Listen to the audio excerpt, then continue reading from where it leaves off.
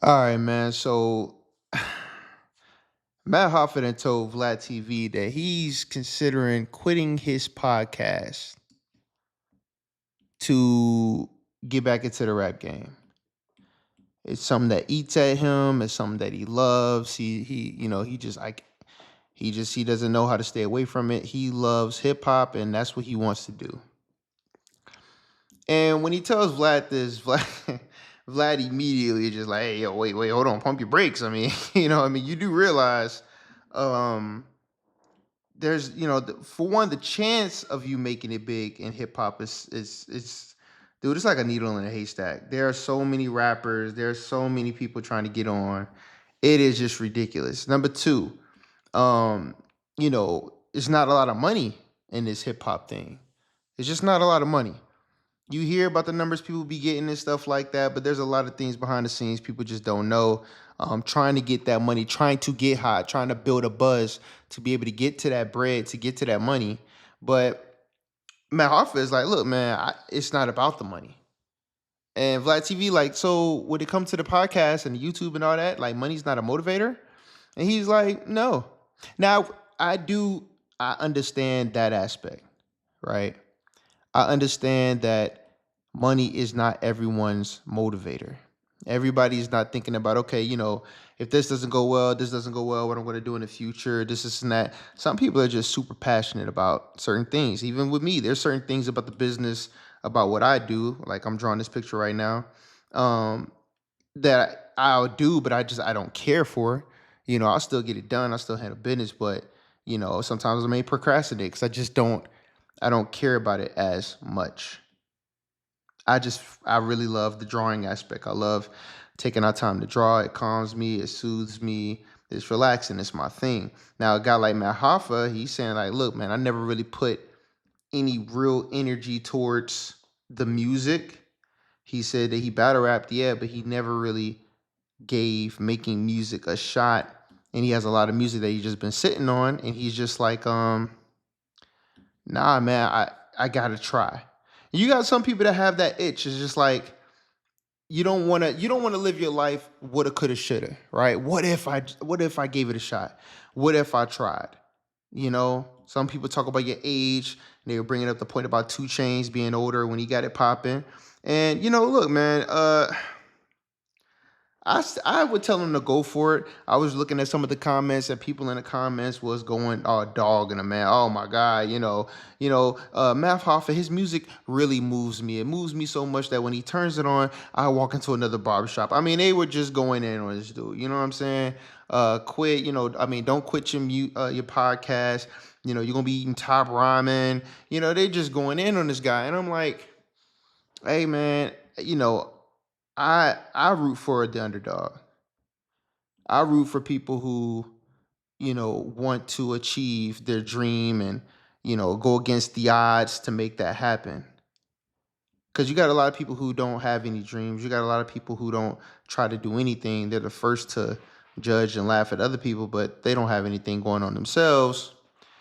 But to go against the grain, hey, who knows, man? It could be a change.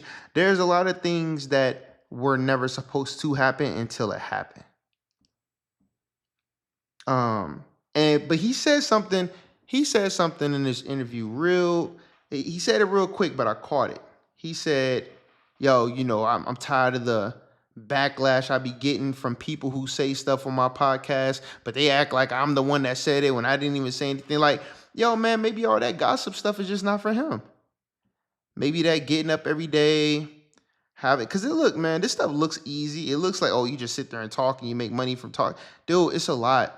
Staff, recording, files, copyright strikes, the backlash, all it can be a lot. You got people that don't even know how to conduct themselves working at a Walmart snapping and losing their mind, let alone millions of people watching you every move. Anything you do can be misconstrued, and people come at you, try to get you canceled, take the money out of your pocket. I've seen a couple times he got some death threats. He done had people leave, threats and stuff at the barbershop. I mean, that's got to be crazy. You know, you have to be a very, very strong individual to deal with that. And even if you're strong, he may not want to deal with all that after a while. He might want to be like, you know what? And especially when people start seeing the numbers and the money people like LiAngelo Ball. Once again, I knew that was gonna happen when the numbers like LiAngelo Ball and people like that getting. They're like, yo, if this dude is getting that type of deal, I know I should be able to get this type of deal, this, that, and the third. That's just how people feel, you know? Me personally, I agree with Vlad. Like I'm to the effect of, hey man, release your music with the podcast. Don't put it in the beginning of the podcast because a lot of people in the comments were saying how they don't like the intros, they don't like the intro music. Me personally, I would have it in a midway point or something like that. That or if you keep releasing an intro, yo, listen, if you join the membership, you won't get the music, but then that's an insult to what you're trying to do. So I don't know, but I do think that he's really carved out a good lane for himself with the podcasting. You never know all the ins and outs and the behind the scenes, man. That's what I'm saying. I mean, I was just watching Vlad TV talk to Ari Spears, and Ari Spears was putting Vlad TV on the Cameo, which I'm so surprised he didn't know about Cameo like that. But he told him about Cameo on how you can make money, doing shout outs or whatever like that on Cameo. Well, my thing is this is like, how much money are you making on this YouTube? You got, 6 million people or whatever, you uploading a ton. I know you got employees and all that stuff, but, people who consider doing Cameo, I know it really doesn't take much out of your time, but it's still like, okay, I could use the money, right? I could use the money type situation.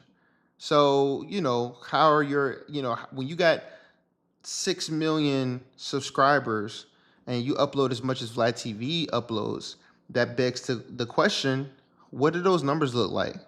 What does that pay look like? What's the ballpark we looking at? Especially a person like me who's getting into the field. So then I'm thinking like, okay, Matt Hoffa, how much money are you bringing in? If money's not a motivator, then, are you doing good enough to the point where you can just stop doing this stuff? You can stop doing this podcast business. I personally wouldn't give it up completely. I would figure out a way to drop music commercials and stuff like that with the podcast, but to completely give up the podcast and to go for a music career, I don't know. I just definitely will want to see some type of tangible results. Because in his mind, Matt Hoffa is saying, listen, I'm the greatest, bro. I could be the best in the world. I got this and I got that. I could be the second greatest rapper in the world. Like, I'm telling you, I got this. I believe it. But once again, it goes back to what we were talking about in his previous video. He's talking about LiAngelo Ball, man. It's like, what people ears and what they're listening to or wanting to listen to is just completely different than what we may want to give them, man. It's just so different these days. The music is so different. The audience is so different. Now good music is good music, but these fans, man, it's just a different day and age. The attention span for one. The avenues too. We ain't talking about mixtapes. We ain't talking. I mean, you looking at TikTok, social media heavily influenced. So I don't know, man. I mean, I root for him. I want to see him be successful. I want to see him do his thing. But realistically, do I see Matt Hoffa topping the charts?